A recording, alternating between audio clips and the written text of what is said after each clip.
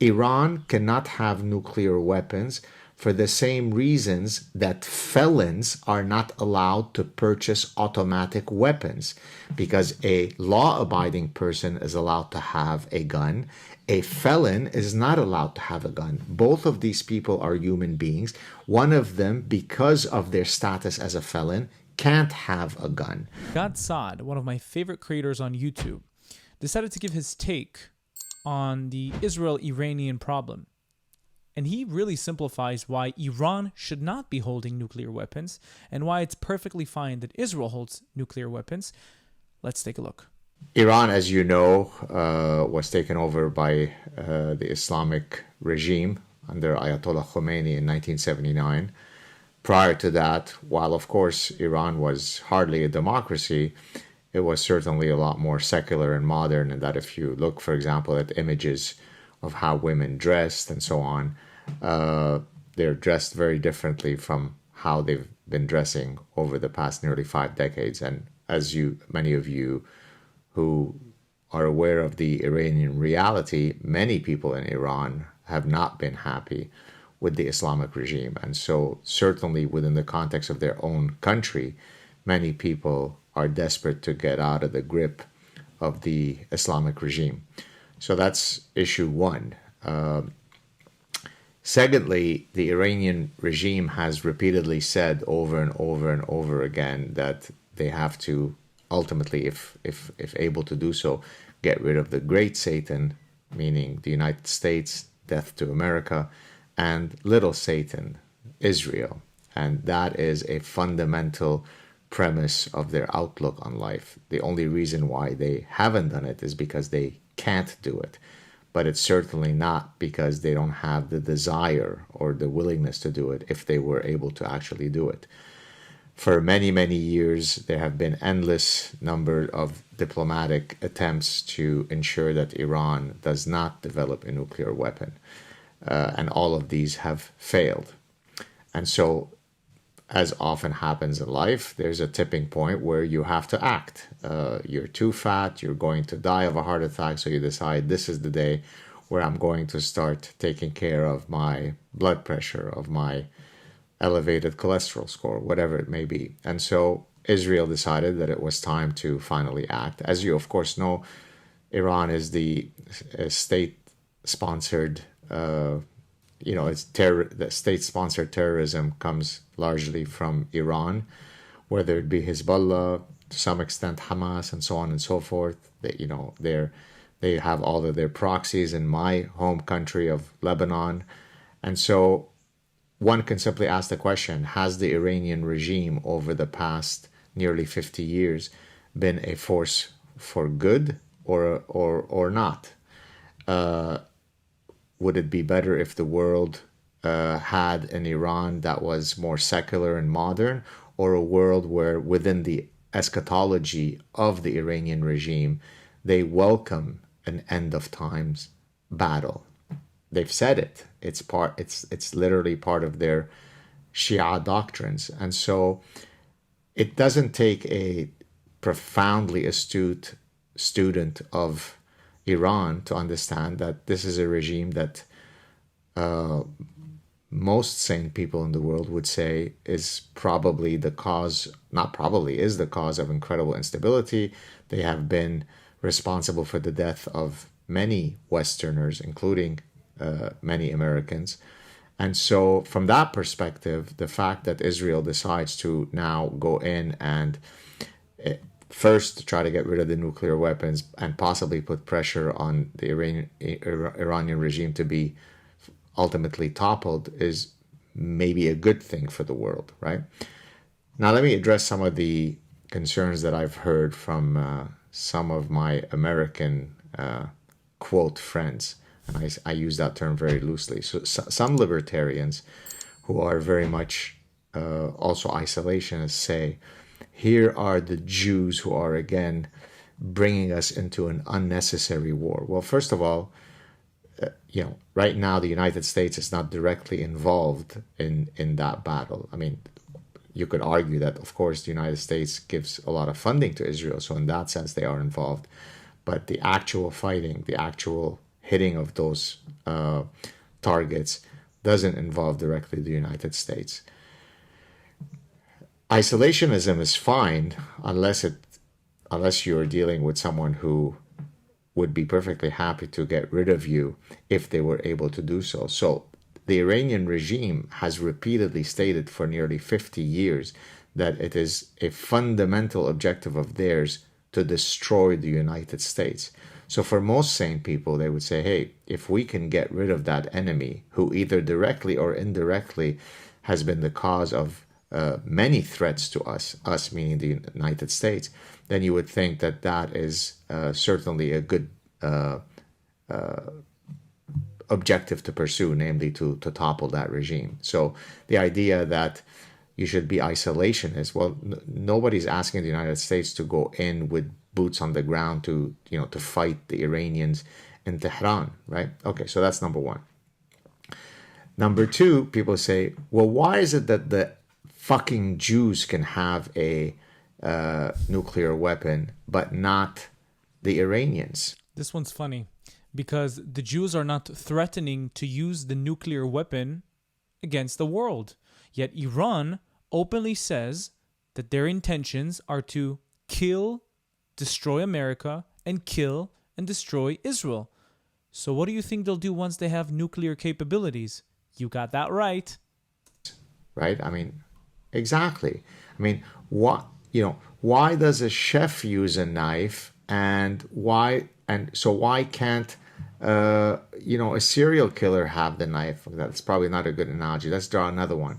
I mean, my 8-year-old son wore a clown suit, so why can't John Wayne Gacy wear a clown suit? I mean, why is it that the 8-year-old can wear a clown suit and not the serial killer of young boys who used to dress in a clown suit?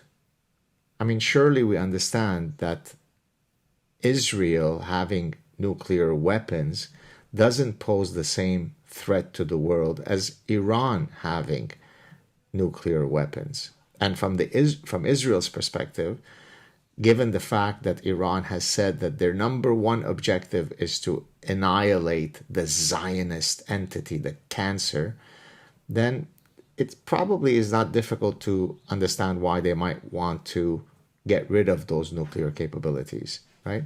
And then you have other people saying this is a manifestation of the Zionist project of expansion. I mean, it is difficult to imagine someone being so idiotic. And yes, that is anti-Semitic, because to say was this the optimal strategy to take out the Iranian nuclear sites now, that's perfectly fine. You're debating actual cause. But when you start hallucinating about illusory realities only because it is related to Israel, the Jewish state, then that tends to suggest that you have dark impulses in your heart, right? Israel gave back the entire Sinai to Egypt on the condition that Egypt signs a peace treaty, which they ended up signing in the Camp David Accords in 1978 with Anwar Sadat, right?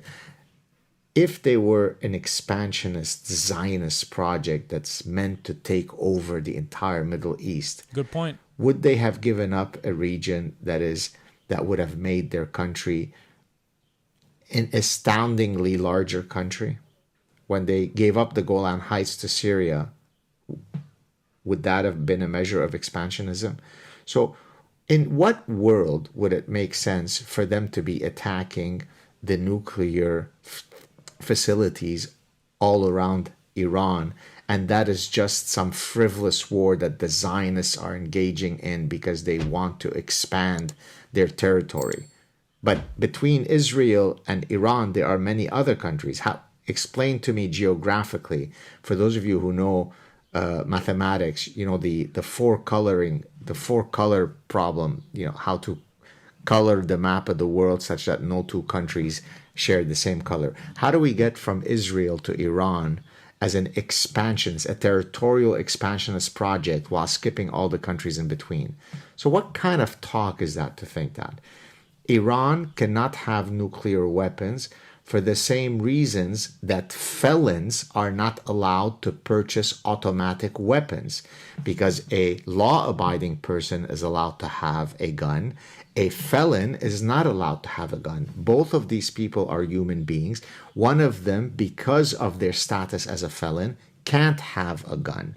So France can have nuclear weapons. Britain can have nuclear weapons. Israel can have nuclear weapons. United States can have nuclear weapons, because we recognize that those countries do not share the same outlook on the world as, say, Iran. It's not that there is anything dispositional about Iranian people that makes them incapable of having weapons. It's the Iranian regime that has a very clear objective, and that is to destroy Great Satan and Little Satan, if they had the possibility to do so. So do you not think, for all of you libertarian isolationists, if Iran had the capacity to create a dirty nuclear bomb or a ballistic nuclear bomb, would that make Americans feel safer? Would that add to the likelihood of the national security of the United States, or would it hinder it?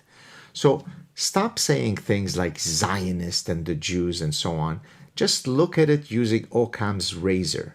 Try to rise to the occasion, okay?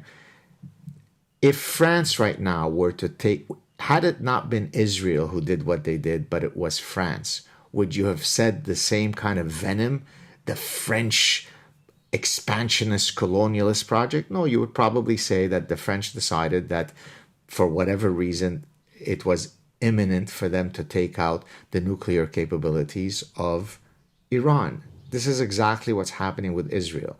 If Israel had the assuredness that, Iran would never cause them any threats, they might have a different perspective on the issue. But the reality is, as I've repeatedly said, this is their central mission in life. By the way, I've interacted with tons of Iranian students, many of whom come here to do, graduate degrees and so on. They will tell me how much they despise the Islamic regime. Very educated people, very sophisticated people with an incredibly rich heritage, with an incredibly rich culture that predates Islam by thousands of years. So from the perspective of, does the removal of this Iranian regime and their capacity for having nuclear weapons, does that add to world security, or does it, make the world more dangerous by not granting Iran a nuclear weapon? That's it. Forget about Zionism and the Jews. That's the key metric.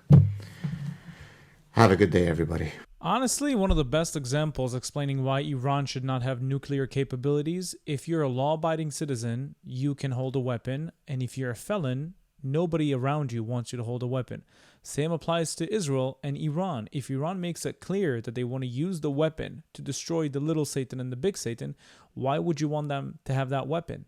And if Israel had enough intelligence to make sure that the attack they're doing is going to be preemptive, meaning to pause the development of nuclear facilities that will end up being used against Israel, then they should have attacked. Very simple. I love Gad Saad and his views. I think he speaks in an extremely eloquent way, and I have a lot to learn from him. And if anybody here knows him, please try to connect me with him so we can make a video together. Thank you so much for watching this video. Don't forget to like, comment, and subscribe. And if you want to support me financially, you can do so through Buy Me Coffee or Patreon down in the links in the description. I'll see you again in the next video. Bye-bye.